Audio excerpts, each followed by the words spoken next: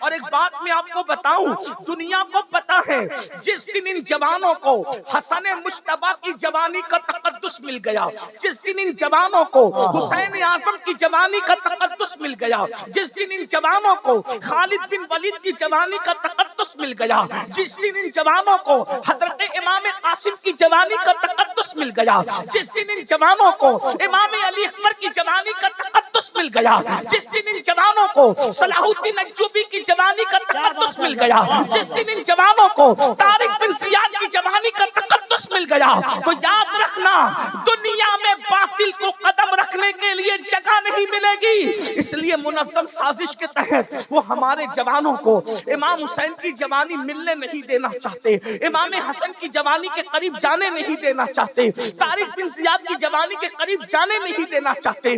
ہمارے جوانوں کو وہ راتیں رنگین کر دینا چاہتے ہیں، وہ جرائم میں مبتلا کر دینا چاہتے ہیں، وہ شراب و شباب میں مبتلا کر دینا چاہتے ہیں۔ اے میری قوم کے جوانوں، ہم کس زبان سے تمہیں سمجھائے؟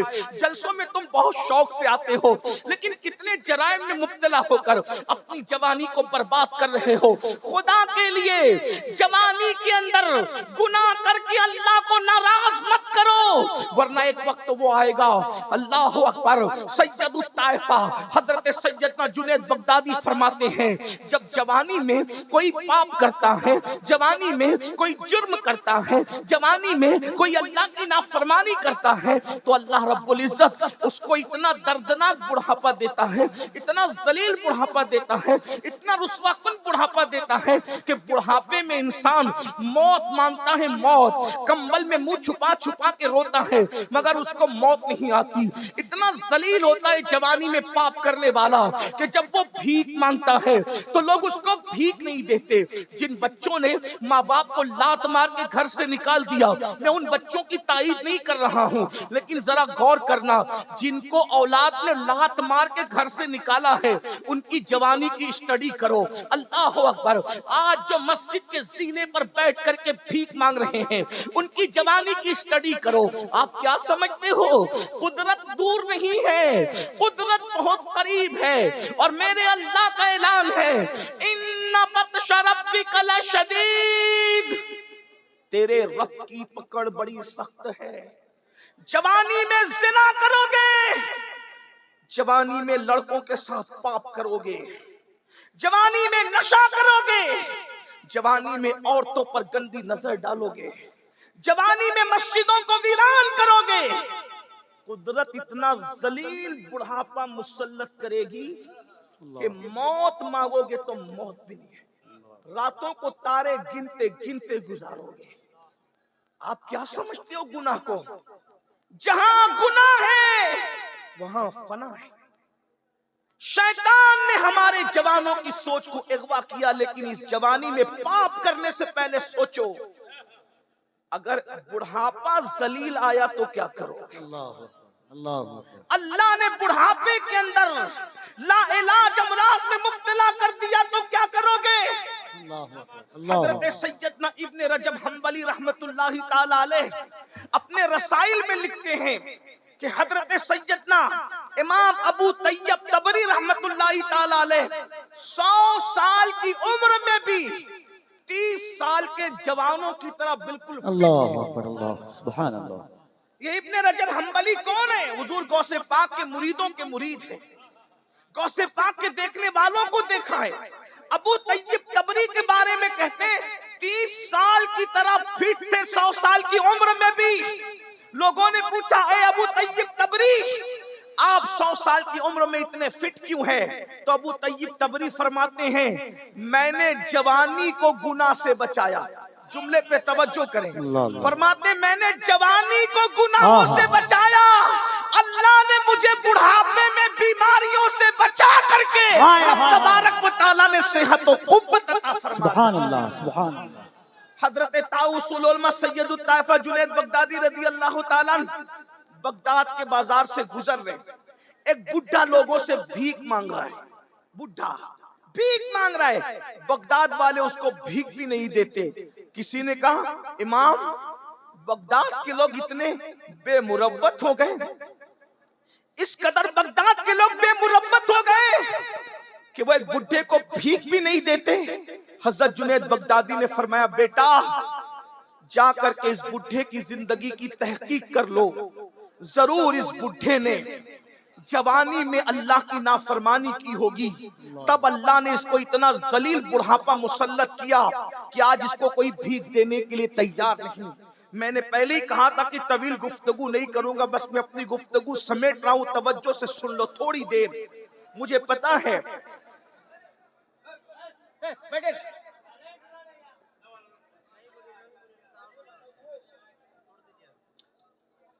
میں آپ کے شوق کو بھی جانتا ہوں, آپ کی محبتوں کو بھی جانتا ہوں.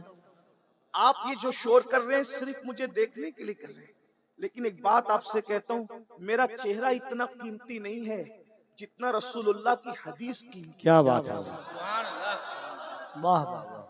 مجھے اس پر بہت افسوس ہوتا ہے, ہم شخصیت پرستی میں اتنے ڈوب گئے کہ ہم حضور کی محبتوں سے کہیں کہیں دور نظر آنے لگے. بھائیو حضور کے سامنے کوئی کچھ نہیں ہے.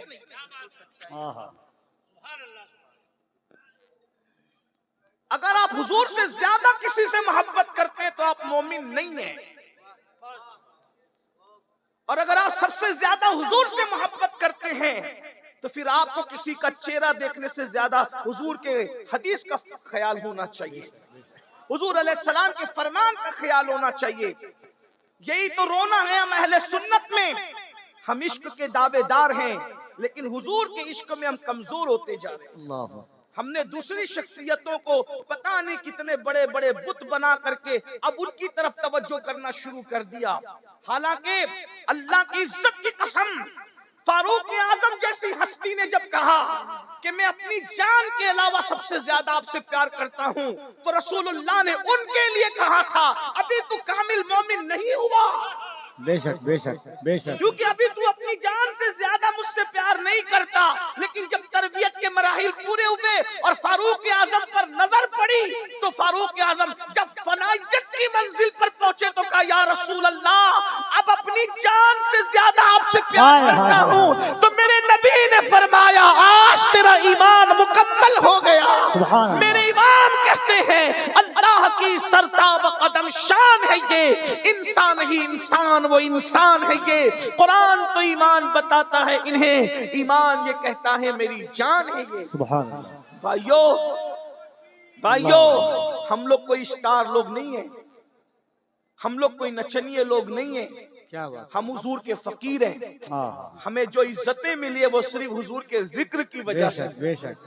اور آپ کو بھی یہی سکھانا چاہتے ہیں کہ دنیا میں احترام کے قابل ہیں جتنے لوگ, کیا بات ہے, دنیا میں احترام کے قابل ہیں جتنے لوگ, میں سب کو مانتا ہوں مگر مصطفیٰ کے بعد. سبحان اللہ, واہ واہ. تھوڑی دیر اپنے نبی کا فرمان سن لو.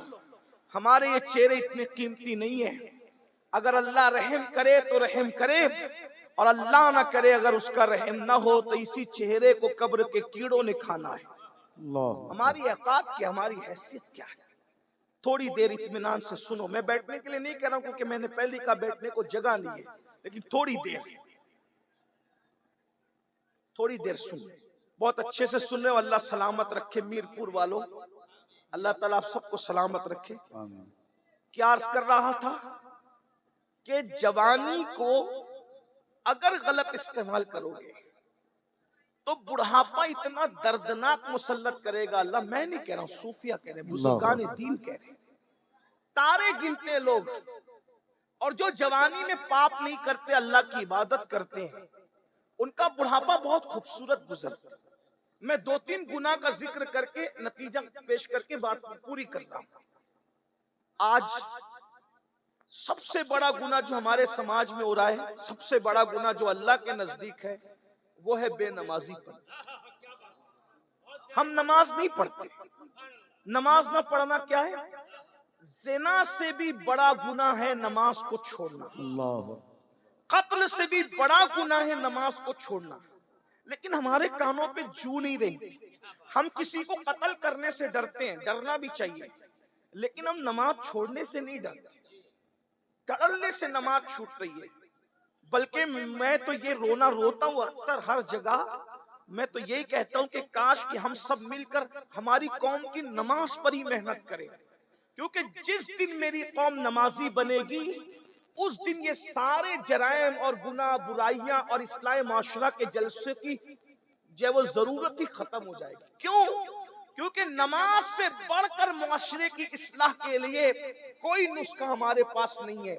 کسی مقرر کی تقریر میں اتنی تاثیر نہیں ہے جتنی تاثیر نماز میں ہے، کیونکہ میرے اللہ نے فرمایا ان الصلاۃ تنہی عن الفحشاء والمنکر، کہ بے شک نماز ہر برائی سے اور ہر بے حیائی سے روک لیتی ہے۔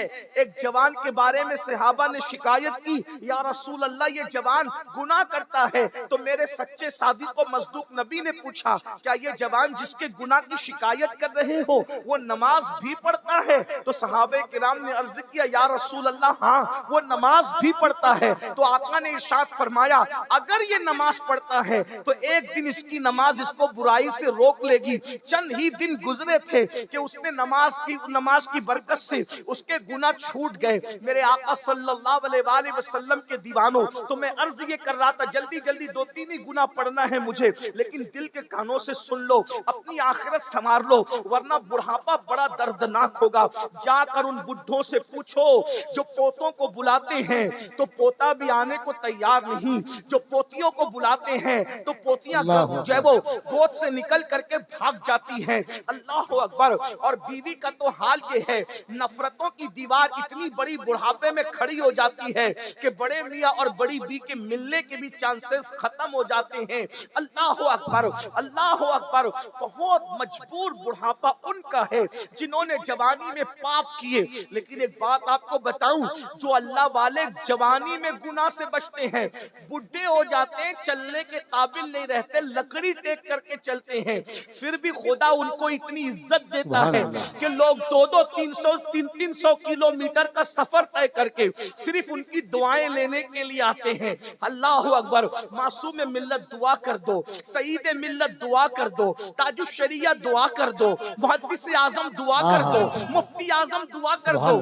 آپ غور تو فرمائیں آخر ان بوڑھوں کی عزت کیوں ہے؟ میں بوڑھا کہہ کے انہیں ذلیل نہیں کر رہا ہوں، استغفر اللہ، اللہ میری نیت کو جانتا ہے، لیکن بڑھاپے میں اللہ اکبر ہم نے دیکھا تاج الشریعہ رحمت اللہ تعالی علیہ آنکھوں کی بینائی کمزور ہونے کے باوجود بھی مقرروں کو سننے کے لیے اتنے جمع نہیں ہوتے تھے جتنا اس مرد قلندر کی زیارت کے لیے جمع ہوتے تھے۔ پتا چلا تقوی والے کا بڑھاپا جوانے والوں کی جوانی کی بارات سے بھی زیادہ قیمتی ہوا کرتا ہے۔ نعرہ تکبیر، کوئی رسول اللہ کا وفادار تو بن کے دیکھے، کوئی متقی تو بن کے دیکھے، کوئی پرہیزگار تو بن کے دیکھے، اللہ تمہیں بھی وہ عزت عطا فرمائے گا۔ لیکن آج سب سے پہلی بات ترک صلاۃ، اس کی کوئی اہمیت۔ میں نے تو دیکھا کہ بعض لوگ نماز کا مذاق اڑاتے ہیں۔ اللہ کے سچے رسول صادق و مصدوق صلی اللہ علیہ وآلہ وسلم فرماتے ہیں الا لا دین لا صلاۃ، او کما قال علیہ الصلاۃ والتسلیم، اس کا دین نہیں ہے جس کی نماز نہیں ہے۔ اور نماز چھوڑنے کا گناہ امام غزالی رحمت اللہ علیہ کیمیاء سعادت میں نقل کرتے ہیں، ایک عورت آئی، بہنیں بھی موجود ہیں، مردوں سے زیادہ کمزوری نماز کے معاملے میں عورتوں کی ہے۔ عورتیں تو نماز پڑھتی نہیں، سیریل، فلمیں، یہ وہ، اناف شناف، استغفر اللہ، العیاذ باللہ۔ نماز کی اہمیت گئی، ختم ہو، بلکہ اب تو جتنی جلسوں کی اہمیت ہے اتنی اہمیت بھی نماز کی نہیں۔ آپ برا نہیں مانے تو اتنا ضرور کہوں گا، آتے ہیں تو عشاء پڑھے بغیر آتے ہیں، جاتے تو فجر سے پہلے ہی سو جاتے ہیں۔ میرے بھائی، کربلا والوں کی مخالفت کر رہے ہو تم لوگ۔ یزید نام یزید کے ساتھ یزیدیت کر رہا تھا، اگر جان بخشی کر دے تو میں یہ جملہ ضرور کہوں گا، میرپور والوں اگر آئندہ نہ بلانا تو شوق سے نہ بلانا، لیکن یہ ضرور کہوں گا وہ یزید کہلا کر یزیدیت کو زندہ کر رہا تھا، اور تم حسینی کہلا کر کے یزیدیت کو زندہ کر رہے ہیں۔ حسینیت کے لبادے میں بے نمازیوں، تم سے بڑا یزیدی کردار کو زندہ کرنے والا کون ہے؟ میں تمہیں یزیدی نہیں کہہ رہا ہوں، نہ کبھی کہہ سکتا ہوں، کبھی یہ جرت نہیں ہے، لیکن کردار یزید کو زندہ کر رہے ہو، کیونکہ یزید اور کیا چیز کا نام ہے؟ امام حسین نماز بچانے کے لیے جان دے، اور حسین پاک کے جلسے میں نماز کے بغیر آتے ہو اور نماز پڑھے بغیر سو جاتے ہو، بلکہ جلسے کی تیاری میں کئی نمازیں چھوڑ دیتے ہو، مہمانوں کی خدمت میں کئی نمازیں چھوڑ دیتے ہو۔ مجھے بتاؤ تو صحیح، اللہ کے رسول حالت جنگ میں بھی نماز نہیں چھوڑ رہے ہیں، اور ہم جلسے کی تیاری کے لیے، حضور نے احد میں اعلان کیا تھا جو جہاں گئے وہیں کھڑے رہ کر کے نماز پڑھے۔ خالد بن ولید سے کسی نے پوچھا، خالد تم نے تو مسلمانوں کا اتنا نقصان کیا پلٹ کر آنے کے بعد، ایک بڑی تاریخ ہے احد کی، لیکن آ گئی تو وہ بھی سن لیں۔ 50 صحابہ کو، جوانوں کو حضور نے ایک درے پر کھڑا کیا۔ اس درے پر جب وہ کھڑے ہوئے، اس چھوٹی سی پہاڑی کا نام ہے جبل روما۔ غور سنیے گا، یہ جو رونا رو رہے ہو نا، فلسطین اور چچینیا اور بوسنیا اور کشمیر اور یہ اور وہ جو رونا رو رہے ہو نا، اس کا علاج پیش کریں۔ میری عادت میں کوشش کرتا ہوں کہ مرض کا رونا رونے کی بجائے علاج پر بات زیادہ کیا کی بات جائے، ہے، واہ ہے نا؟ واہ واہ۔ کیونکہ درد بھری باتوں سے مسائل کا حل نہیں۔ یہ رافضیوں کا طریقہ ہے سینہ پیٹنا کہ قتل کیوں ہوا، قتل کیوں ہوا، وہ ابھی تک پیٹی رہے ہیں۔ یہ حال ہے۔ ہم لوگ پیٹنے والے نہیں ہیں، ہم لوگ کہتے ہیں کہ شہادت جو بھی ہے وہ ہم لوگوں کے لیے ایک تحریک ہے، ایک انقلابی لاہ عمل ہے۔ تو رونا بہت زیادہ نہیں رویا کرو، علاج ڈھونڈو۔ اس درے پر 50 صحابہ کو عبداللہ ابن جبیر، زبیر نہیں بلکہ جبیر، جیم سے جبیر، تھوڑا سا آج کل ہمیں تلفظ پر دھیان دینا پڑتا ہے، ورنہ کفیل بھائی تھوڑا پھر لقمہ دیں گے تو پھر پریشانی ہو جائے۔ الحمدللہ ہم غوث پاک کے غلام، سبحان اللہ۔ اور ہم تو کوئی فن لے کر بھی نہیں آتے، ہم کوئی فنکار بھی نہیں، غوث پاک کے فقیر ہیں اور بس وہی لاج رکھتے ہیں۔ کیا بات ہے، اور انہی کے ہاتھ لاج ہے، تیرے ہی ہاتھ لاج ہے یا پیر دستگیر، سبحان اللہ۔ ہم تیرے دستگیر ہیں یا غوث، سبحان تیرے اللہ، ہاتھ کے نیچے مرشد، یہاں بھی لاج آپ کیا، وہاں بھی لاج۔ بے شک۔ بہرحال عبداللہ ابن جبیر، عبداللہ ابن جبیر کو 50 صحابہ دے کر کے کہا کہ اگر حضور کا فرمان سن، اگر ہم کٹ رہے ہوں تو بھی تم نے نیچے نہیں آنا، اور اگر ہم جنگ جیت چکے ہوں تو بھی تم نیچے نہیں آنا۔ وہ کھڑے ہو گئے، اور احد میں صحابہ نے وہ جوان مردی دکھائی کہ چند منٹ کے اندر وہ نامردوں کو بھاگتے بنی جو آئے تھے مصطفیٰ جان رحمت کو ختم کرنے کے لیے۔ جنہوں نے اسلام کیا ان کے لیے یہ جملہ نہیں ہے، جو مر گئے ان کے لیے۔ وہ ایسی نامردی دکھائی کہ بھاگے وہ، اور جب بھاگے تو جو 50 صحابہ تھے انہوں نے اکثر نے اجتہاد کیا۔ کیا اجتہاد؟ یہ کیا کہ جنگ ختم ہو گئی، چلو نیچے۔ ابن جبیر نے کہا نہیں، حضور نے منع کیا۔ اللہ اللہ اللہ۔ آقا نے جب تک ہمیں نہیں بلایا تب تک ہم نے نہیں جانا کہا۔ حضور نے حالت جنگ میں منع کیا تھا نیچے اترنے کو، جب جنگ ختم ہی ہو گئی ہے تو پھر رکنے کا مطلب کیا ہے؟ بہت روکا، ابن جبیر نہیں رکے، ان میں سے اکثر اتر گئے۔ ایک تاریخی روایت کے مطابق 12 یا 14 جوان بچے، باقی سب نیچے اتر آئے۔ جب ان سے وہ درہ خالی دیکھا، جب وہ پہاڑ کا وہ خالی دیکھا تو وہ حضرت خالد ابن ولید پلٹ کر آئے اور حملہ کیا، اور مسلمانوں کے جو قدم اکھڑے ہیں، پھر اسی کے بعد حضرت امیر حمزہ کی شہادت، حضرت سیدنا اللہ اکبر مصعب ابن عمیر کی شہادت، عبداللہ ابن جہش کی شہادت، حضرت شماس کی شہادت. حضرت شماس وہ صحابی اللہ اکبر کہ حضور پر وہ آس پاس گھوم گھوم کر تیر اپنے سینے پہ لیتے تھے. 70 صحابہ. حضرت حنظلہ کی شہادت غسیل الملائکہ حضرت سیدنا حنظلہ رضی اللہ تبارک و تعالی کی شہادت. اور پھر یہ کیوں ہوا؟ یہ کیوں 70 جانے گئی؟ 70 کیوں؟ حضور کے ایک فرمان پہ عمل نہیں ہوا. 70 جانے. میری قوم کے جوانوں ذرا غور کرو. حضور کے ایک فرمان پہ، نہ میں اس کو خطا کہہ رہا ہوں نہ غلطی کر رہا ہوں، کچھ کسی یہ کہہ رہا ہوں، ایک فرمان پر عمل نہیں ہوا. کس سے؟ روئے زمین پر اصحاب رسول سے بڑی انبیاء کے بعد کوئی قوم ہی نہیں. مقام نبوت کے بعد سب سے بڑا منصب اگر کوئی ہے تو وہ اصحاب مصطفیٰ. اس لیے کہ انہوں نے اپنی آنکھوں سے مصطفیٰ جان رحمت کا دیدار کیا. بھائیو، جن زلفوں کا ذکر کر کے ہم مچل رہے ہیں، انہوں نے ان زلفوں کو مصطفیٰ جان رحمت کے کندھوں پر لہراتے ہوئے دیکھا ہے. جن آنکھوں کا تذکرہ کرتے ہوئے ہماری آنکھوں میں آنسو ہے، انہوں نے ان مذاق آنکھوں کو اپنی آنکھوں سے دیکھا ہے. جس چہرے بددعا پر ہم قربان ہونے کی بات کرتے ہیں، اس رخ بددعا کو انہوں نے بار بار دیکھا ہے. اللہ اکبر. کیا وہ آنکھیں بھی میرے امام کہتے ہیں خدا ان کو کس پیار سے دیکھتا ہے جو آنکھیں ہیں محو لقائے محمد. اللہ اکبر. کیا شان والے وہ تھے، لیکن اس کے باوجود بھی. اور پھر بڑی بات بتاؤں، جن کے گھوڑوں کی ٹاپ سے لگنے والی دھول کی قسم قدرت اٹھائے. والعادیات طبحا فالموریات قدحا. ارے جن کے گھوڑوں کی ٹاپوں کی قسم، بلکہ گھوڑوں کی ٹاپوں سے لگنے والی دھول کی قسم قدرت اٹھاتی ہے. جن کے گھوڑوں کی دھول کی یہ شان ہے، ان کے خود کے وجود کی شان کا عالم کیا ہے؟ یہ صحابہ کرام. لیکن ایک بات پر عمل نہیں ہوا. 70 جانے گئی.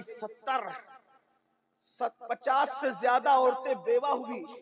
توجہ کرنا، ایک بات پر حضور کی عمل نہیں ہوتا ہے. توجہ ہے آپ کی؟ بہت اچھے سے سن لو. بات بہت نازک مقام پر آ گئی، شاید اسی پہ بات پوری کر دوں، لیکن توجہ. ایک بات پر حضور کی عمل نہیں ہوا. 70 جانے گئی. 50 سے زیادہ عورتیں بیوہ ہوئی. 100 سے زائد بچے یتیم ہوئے. اتنے گھر اجڑے. اگر حضور علیہ السلام کی ایک بات پر عمل دور رسالت میں نہ ہو تو 70 جانے جاتی ہے. 50 سے زائد بچے جو ہے، 50 سے زائد عورتیں بیوہ ہوتی ہے. کم و بیش 100 سے زائد بچے اور بچیاں یتیم ہوتے ہیں. اتنے گھروں کے اندر جو ہے اداسی چھا جاتی ہے. میری قوم کے جوانوں، اب اپنی تباہی کا رونا رونے والوں، اپنی بربادی کا رونا رونے والوں، اگر صحابہ کرام ایک بات پر عمل نہ کرے اپنے اجتہاد کی بنیاد پر تو اتنا نقصان ہوتا ہے. اللہ اکبر. یہ قوم جو فرائض کو ترک کرے، فرائض کو چھوڑے، اپنی مرضی کے مطابق زندگی گزارے، پھر کتنی جانے جائے گی. اگر فلسطین میں اٹھنے والے جنازوں سے محبت ہے تو اپنا کردار بھی تو دیکھو. اگر تم زنا کے اڈوں کو آباد کرتے رہو گے تو کیا یہ جنازے نہ اٹھیں گے؟ آپ سے پوچھتا ہوں، بظاہر عمل کس نے نہیں کیا تھا؟ جنہوں نے عمل نہیں کیا تھا ان کی جانیں تو اکثر کی محفوظ رہی، لیکن دوسرے بزرگ شہید ہوئے نا. تو کہیں ایسا تو نہیں اگر فلسطین میں میرے کسی بھائی کا جنازہ اٹھ رہا ہے تو وہ میرے کسی جوان کے زنا کی نحوست تو نہیں ہے، تاش کے پتوں کی نحوست تو نہیں ہے، مسجدوں کو ویران کرنے کی نحوست تو نہیں ہے. اللہ اکبر. اگر نوجوان عورتیں پوری دنیا کے اندر بیوہ ہو رہی ہے تو کہیں وہ ہمارے جرائم کی نحوست تو نہیں ہے. اتنا تمہیں قوم کا درد ہے کہ آنے والی ویڈیوز کو شیئر کر کے تم لوگ بہت زیادہ سبکدوش ہونے کی کوشش کرتے ہو ذمہ داریوں سے. کبھی سوچا کہیں میرے گناہ میری قوم کی تباہی کا سبب تو نہیں بن رہے ہیں؟ اللہ اکبر. رب کو کیا منہ دکھاؤ گے؟ تمہیں بات جو کہنے چلا تھا، خالد ابن ولید سے کسی نے پوچھا، اے خالد سیف اللہ، تم لوگوں نے تو احد میں مسلمانوں کا بہت بڑا نقصان کیا تھا. حضرت امیر حمزہ جیسی ہستی کا سینہ چیرا گیا تھا، کلیجہ نکالا گیا تھا، اور کچا چبانے والوں نے امیر حمزہ کا کلیجہ کچا چبایا تھا. انگلیاں کاٹنے والوں نے انگلیاں کاٹ کر کے گلے میں پہنا تھا. کان اور ہونٹ کاٹنے والوں نے کان ہونٹ اور ناک کاٹ کر کے اپنے گلے میں پہنے. کتنی قربانیاں دی گئی جب یہ دین ہم تک پہنچے. آج اس دن کی اہمیت نہیں. جلسوں سے دین نہیں پہنچا. یہ جلسے تو کسی کی جیب خالی کر کے کسی کی جیب بھر رہے ہیں. دین پھیلانے والے تو دین پھیلاتے پھیلاتے مالدار سے غریب ہو گئے. تمہیں کیا پتا. بہت جانے گئی میرے بھائی. بہت عورتوں کا سہاگ لوٹا ہے. بہت عورتوں کا سہاگ. بہت بچے بیوہ ہوئے ہیں.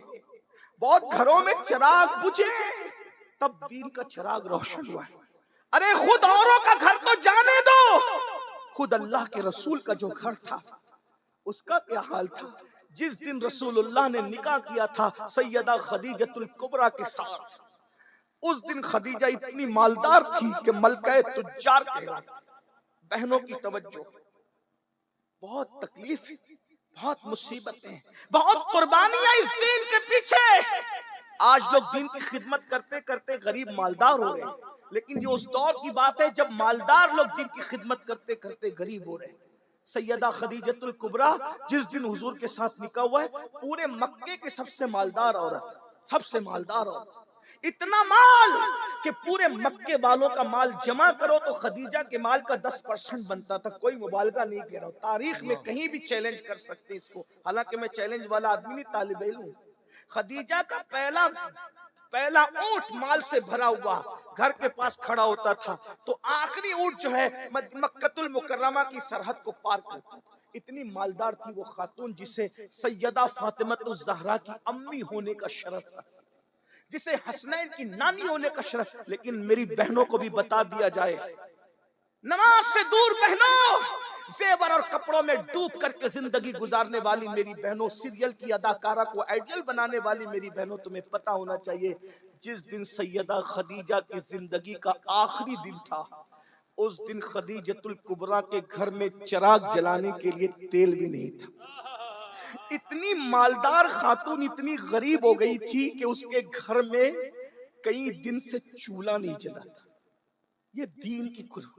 اور یہ لوگ دامن پکڑ کے پوچھیں گے اور میری قوم کے جوانوں, فجر کی نماز میں سونے والوں, موبائل کے اوپر رات میں گندی گندی فلمیں دیکھنے والوں, عورتوں پر پاپ کی نظریں ڈالنے والوں, کبھی قرآن کو پوری زندگی پڑھنے کے لیے ہاتھ میں نہ لینے والوں, خدیجہ کی مفلسی تمہارا دامن پکڑ کر کے پوچھے گی کہ میں نے مال داؤ پہ لگا کے خدا کے دین کے لیے ہر دکھ سہا. بتا ام المومنین کہنے والے, تو نے میرے مال کی قدر کیا کی؟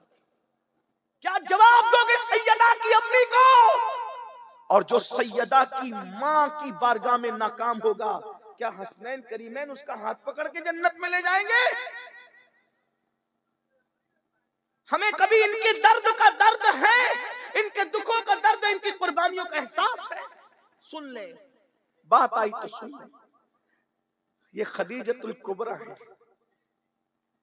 کتنا عرصہ ہوا کئی دن سے گھر میں چولہا نہیں جلا, اور آج زندگی کا آخری دن ہے, گھر میں چراغ کی روشنی. جو لوگوں کے گھروں میں چراغ جلواتی تھی آج دین کے لیے اتنی بظاہر مفلسی آ گئی, بظاہر مفلسی آ گئی کہ آج اس کے گھر میں چراغ جلانے کو تیل. یہ بات مکے میں پھیل گئی کہ خدیجہ اتنی غریب ہو گئی ملکہ تجار کہ دین محمدی کے لیے اس نے سب لٹا دیا, اور آج اس کے گھر میں چراغ جلانے تیل نہیں ہے. تو کسی ظالم نے کہا موقع کا فائدہ اٹھاؤ. غربت تو انسان کو کفر تک لے ہی جا سکتی ہے. تکلیف آدمی کو مجبور کرتی ہے, مجبوری کا فائدہ اٹھاؤ. خدیجۃ الکبریٰ کی بچپن کی سہیلی تھی, بچپن کی سہیلی کو پم بھر کے بھیجا, تیار کر کے بھیجا, جاؤ آج خدیجہ کو ورغلانے کا موقع ہے, خدیجہ کو ورغلا لو. وہ بچپن کی سہیلی آئی, خدیجۃ الکبریٰ لیٹی ہے. سوچو تو سیدہ کی امی کی کیا حالت ہوگی. ایک تو بیماری نے توڑ دیا ہے, اور دوسرا گھر میں کئی دن سے چولہا نہیں جلائے فاقہ ہے. میرے بھائی, جس کے گھر میں کھانا نہیں تھا اس کو دوا کیا میسر آ سکتی تھی؟ یہ دین کی خدمت کرنے والوں کی محنت. ہمارا کچھ بھی نہیں گیا نا دین کے لیے، اس لیے ہمیں احساس نہیں. ہم تو مسلمان باپ کے گھر میں مسلمان ہو گئے. ہمارا کیا ہے؟ ہمیں کیا ہے؟ دین سے ہمارا تعلق کیا ہے؟ ذرا بتاؤ نا. سیدہ کی امی کو دوا تو دوا ہے، کھانا بھی میسر ہے، بستر پر ہے، اور پتہ ہے لوگوں کو راحتیں دینے والی آج ٹاٹ کے بوریے پر ہے. سہیلی آ کر کے سرانے بیٹھتے، کہا خدیجہ تیری بچپن کی سہیلی ہوں، سن لے. اب عنوان کہیں اور جاتا ہے. اب اس بات کا موقع نہیں کہ میں اپنے عنوان پر آگے بات بڑھاؤں، لیکن بات آ گئی تو بات ختم کر رہا ہوں، ذرا توجہ کر لیں. نہیں آپ لوگوں کا بھی حق ہے، میری طرح آپ بھی مہمان ہو. بات میں ختم ہی کر رہا ہوں، انشاءاللہ پھر اس عنوان کو آگے کبھی بڑھاؤں گا، لیکن توجہ کر لیں آپ. سہیلی آ کر سرہانے بیٹھی اور بیٹھ کر یہ کہتی خدیجہ میں تیری بچپن کی سہیلی ہوں، تو نے محمد کا ساتھ دیا تو میں تجھ سے دور ہو گئی تھی، لیکن آج پھر وہی درد، وہی دل، وہی تڑپ تیرے دروازے تک لائیے. خدیجہ میں نے سنا ہے کئی دن سے تیرے گھر میں چولہا نہیں جلا، تجھے بددعا لگ گئی ہے ہمارے معبودوں کی، بتوں کی بددعا، لات و حبل کی بددعا لگ گئی. تو نے محمد کا ساتھ دیا نا بتوں کی مخالفت میں، تجھے بددعا لگ گئی. دیکھ اتنی مالدار تھی غریب ہو گئی. کیا دیا محمد عربی نے تجھے؟ اتنی غریب ہو گئی، اتنی مفلس ہو گئی. تو لوگوں کو پالتی تھی، آج تیرے گھر میں کھانا نہیں ہے. خدیجہ پورے مکے میں بات ہو رہی ہے، کیا خدیجہ کا انتقال ہوگا؟ مکے کا کوئی سردار خدیجہ کے جنازے میں شریک نہیں ہوگا. مکے کا کوئی سردار خدیجہ کے جنازے میں شریک نہیں ہوگا. کوئی خدیجہ کے جنازے کو کاندھا نہیں دے گا. کوئی خدیجہ کو اپنی زمین پر دفن ہونے کے لیے جگہ نہیں دے گا. اور اگر خدیجہ محمد عربی کو ابھی بھی چھوڑ دے آخری سانس سے پہلے، تو ہم اس کو عزت اور وقار کے ساتھ، جیسے عرب کے سردار دفن ہوتے ہیں ویسے ہم ان کو دفن کریں گے. سہیلی آ کر کہتی خدیجہ تو میری جان، میری سہیلی، میری بات مان لے.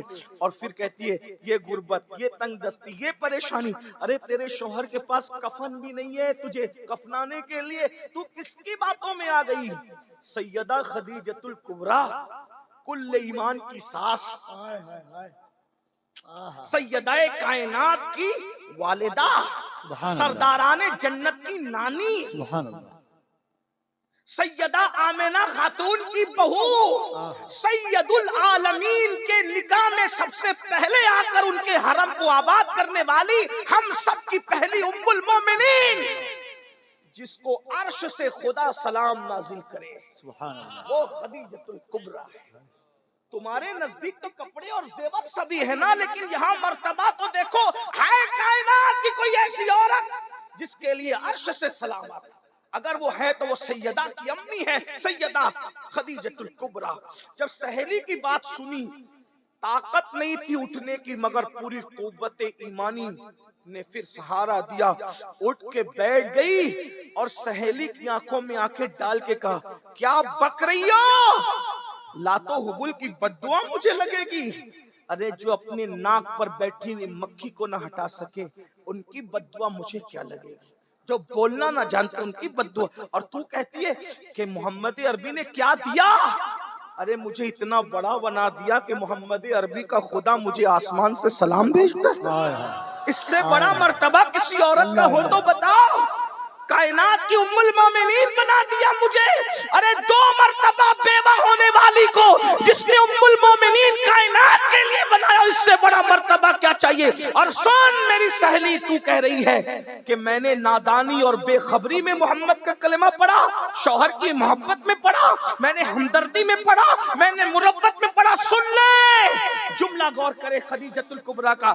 عقل و خرد نے کروڑوں مرتبہ میرے تلووں کو بوسہ دیا تھا، تب کہیں جا کر میں نے محمد الرسول اللہ.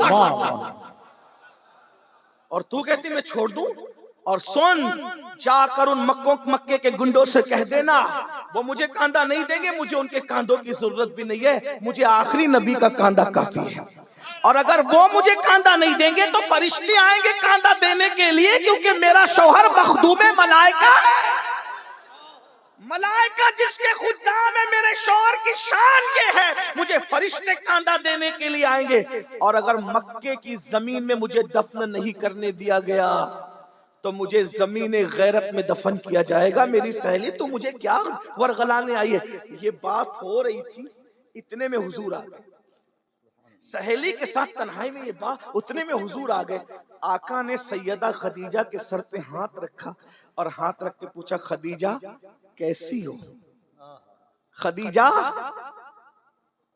ہے نام میں ان کے اتنا اثر، جی اٹھتے ہیں مردے بھی سن کر. وہ حال اگر خود ہی پوچھیں بیمار کا عالم کیا ہو. سیدہ خدیجہ کے سر پہ ہاتھ رکھ کے پوچھا خدیجہ کیسی ہو؟ قربانی دیکھو دین کے لیے، قربانی دین کے لیے قربانی. یہ دین ایسے نہیں پھیلا، قربانی. سیدہ خدیجہ نے کہا آقا مجھے تو اللہ کو سونپ دے، اللہ کے بھروسے مجھے چھوڑ دے، میری خیریت آپ مت پوچھیے. جتنی دیر تک آپ کریں گے اتنا دیر جا کر آپ اللہ کے دین کو ٹائم اور وقت دیجئے. جتنا وقت میرے ساتھ باتوں میں گزرے گا، اگر اتنا ٹائم آپ نے لوگوں کو سمجھانے میں دیا تو پتہ نہیں اتنے وقت میں کتنے کافروں کو آپ مسلمان بنا کر جہنم سے نکال کے جنت میں داخل کر. مجھے چھوڑ دی، مجھے آپ وقت نہ دیں، مجھے اللہ کے بھروسے کر دیں، میں اللہ کے بھروسے ہوں. آپ جائیے اللہ کے دین کا کام کی. یہ ہے دین کی خدمت، یہ ہے محنت رسول اللہ کے گھر والوں، حضور کی اصحاب کی، حضور کی ازواج کی، حضور کی آل کی. یہ محنت ہے، اس محنت سے دین پھیلا. جب حضور نکل کے چلے گئے تو جو سہیلی تھی نا خدیجہ کا ہاتھ پکڑے کہتے خدیجہ مجھے مسلمان کر دینا، مجھے کلمہ پڑھا کے اسلام میں داخل کر لیں. سیدہ خدیجہ نے کہا ارے تو مجھے کافر بنانے آئی تھی، تو کیسے مسلمان ہو رہی ہے؟ اس کی آنکھوں میں آنسو تھے. جو مذہب اپنے ماننے والوں کو اتنا یقین عطا کرتا ہو وہ مذہب کبھی جھوٹا نہیں ہو سکتا، وہ مذہب سچا مذہب ہے. اس لیے میں بھی کلمہ پڑھ کے مسلمان ہو رہی. یہ محنت. تو بات جو کر رہا تھا خالد بن ولید سے، کسی نے کہا خالد تم لوگوں نے بڑا نقصان کیا ہمارا احد میں، پھر تم احد کے فوراً بعد مدینے آ کے مسلمان کیسے ہو گئے؟ تو خالد بن ولید کہتے ہیں میں نے احد میں ایک منظر دیکھا. جب نماز کا وقت آیا تو رسول اللہ کی طرف سے اعلان ہوا جو جہاں ہے وہی نماز پڑھو.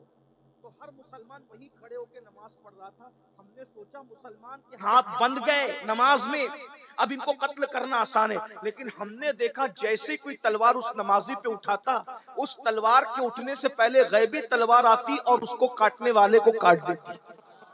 نمازی پر حملہ نہیں ہو سکا. ہم سمجھ گئے یہ مذہب باطل نہیں ہے، حق ہے. اور خالد کلمہ پڑھ کے مسلمان ہو گئے. تو جو میں بات لے کر چلا تھا کیمیائے شہادت کی، اس کو سن لے پوری ہوتی ہے بات. امام غزالی لکھتے ہیں ایک عورت تھی موسیٰ علیہ السلام کے پاس آئی، کہنے لگی اے موسیٰ میرے لیے دعا کر دے، اللہ مجھے بخش دے، میری مغفرت کر دے. موسیٰ علیہ السلام نے کہا تو نے گناہ کیا کیا؟ اس نے کہا گناہ بہت بڑا ہوا، اس کو چھوڑ دیں لیکن آپ دعا کر دیں. کہا پہلے بتا تو گناہ کیا ہوا؟ اس نے کہا میں نے زنا کروایا، منہ کالا کیا، اور زنا کی وجہ سے پھر مجھے بچہ پیدا ہوا تو میں نے بچے کو قتل بھی کیا. ایک تو زنا کیا اور زنا کے بعد بچے کو قتل بھی کیا. موسیٰ علیہ السلام پہ اللہ کا خوف طاری ہوا کہ تو جلدی یہاں سے نکل، تیری وجہ سے عذاب نہ جائے. وہ عورت چلی گئی. حضرت جبریل علیہ السلام آئے، اللہ کا سلام پیش کیا، کہا اے موسیٰ آپ نے اس عورت کو کیوں نکال دیا؟ تو حضرت موسیٰ علیہ السلام نے کہا جبریل اس نے کتنا بڑا جرم کیا، کتنا بڑا پاپ کیا، اس سے بڑا پاپی کوئی ہو سکتا ہے؟ جبریل علیہ السلام کا ہاں اے اللہ کے کلیم اس سے بڑے پاپی بھی ہے جن کو اللہ اس سے بڑا عذاب دے گا. کہا وہ کون ہے؟ کہا جو جان بوجھ کے نماز چھوڑ دیتا ہے، وہی زانیہ اور قاتلہ عورت سے بھی بدترین ہے، اور اس کو جو عذاب دیا جاتا اس سے بڑھ کے عذاب ان کو دیا جائے گا جو ایک وقت کی نماز جان بوجھ کر چھوڑیں گے. جو ایک وقت کی نماز جان بوجھ کر چھوڑ دے، قتل اور زنا سے بڑھ کر ان کو عذاب ملے گا.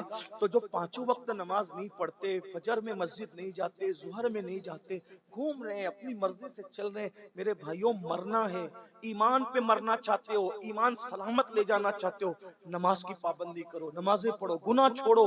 اللہ کے رسول علیہ السلام فرماتے ہیں جو جوان، ایک حدیث ہے جمع الجوامع کی روایت ہے، آقا ارشاد فرماتے ہیں جب کوئی جوان صبح صبح کی نماز پڑھتا ہے اللہ اس جوان کو بوڑھوں پر ایسی فضیلت عطا کرتا ہے جیسے عوام کو اللہ نے عوام پر رسولوں کو جیسی فضیلت عطا فرمائی ہے، مرسلین کو عوام پر جیسی فضیلت عطا فرمائی ہے، صبح کی نماز پڑھنے والے جوانوں کو اللہ بوڑھوں پر ایسی ہی فضیلت عطا فرماتا ہے۔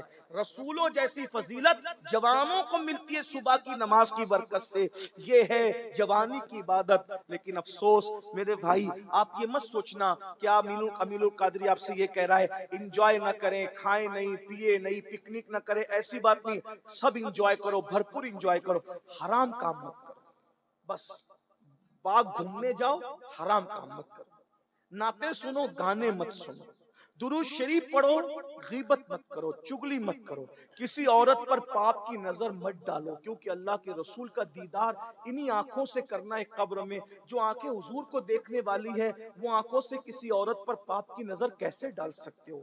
آپ کو حیرت ہوگی یہ جب میں سنتا ہوں کہ مسلم جوان لڑکے پکچر دیکھتے ہیں زنا والی، تو مجھے یاد آتا ہے حضرت سلمان فارسی کہا کرتے تھے کسی کی ران پہ نظر ڈالنا مجھے مشکل لگتا ہے، 70 مرتبہ مرنا مجھے آسان لگتا ہے، لیکن کسی کی ران کو ایک مرتبہ دیکھنا مجھے مشکل لگتا ہے، کیونکہ 70 مرتبہ مرنے میں وہ تکلیف نہیں ہے جتنا کسی کی ران کو ایک مرتبہ دیکھنے سے عذاب ہوگا۔ جب ران دیکھنے پہ یہ عذاب ہے تو سوچو جو زنا دیکھتے ہیں ان پر کیا عذاب ہوگا، ان کے ایمان کا کیا بنے گا، ان کی قبر کا کیا بنے گا، ان کی حشر کا۔ توبہ کرو، بدلو۔ جوانی گناہ کے لیے نہیں ہے، جوانی پاپ کے لیے نہیں ہے، جوانی عیاشی کے لیے نہیں ہے، جوانی جرائم کے لیے نہیں ہے، جوانی اللہ کی عبادت کے لیے ہے۔ توبہ کر لو، اور یاد رکھنا کتنے بھی بڑے پاپی ہو، کتنے بھی بڑے مجرم ہو، اگر تم توبہ کرو گے، کتنے بھی بڑے پاپی ہو، کتنے بھی بڑے، توبہ کرو گے تو گناہ سے ایسے پاک کر دیے جاؤ گے جیسے ابھی اپنی ماں کے پیٹ سے پیدا ہوئے۔ کل سے ایک نئی زندگی کا آغاز کرو، کل سے نہیں بلکہ ابھی سے ایک نئی زندگی کا آغاز کرو۔ یہ طے کرو کہ کچھ بھی ہو جائے، خوشی ہو یا غمی ہو، موت ہو یا شادی ہو، برات ہو یا میت ہو، میں نے نماز نہیں چھوڑنا۔ سنی سیول العقیدہ امام کی اقتداء میں مجھے نماز پڑھنی ہے۔ اسی طرح جتنے گناہ ہیں مجھے ان گناہوں سے بچنا ہے، پھر دیکھنا زندگی کا کیسے لطف آتا ہے۔ آج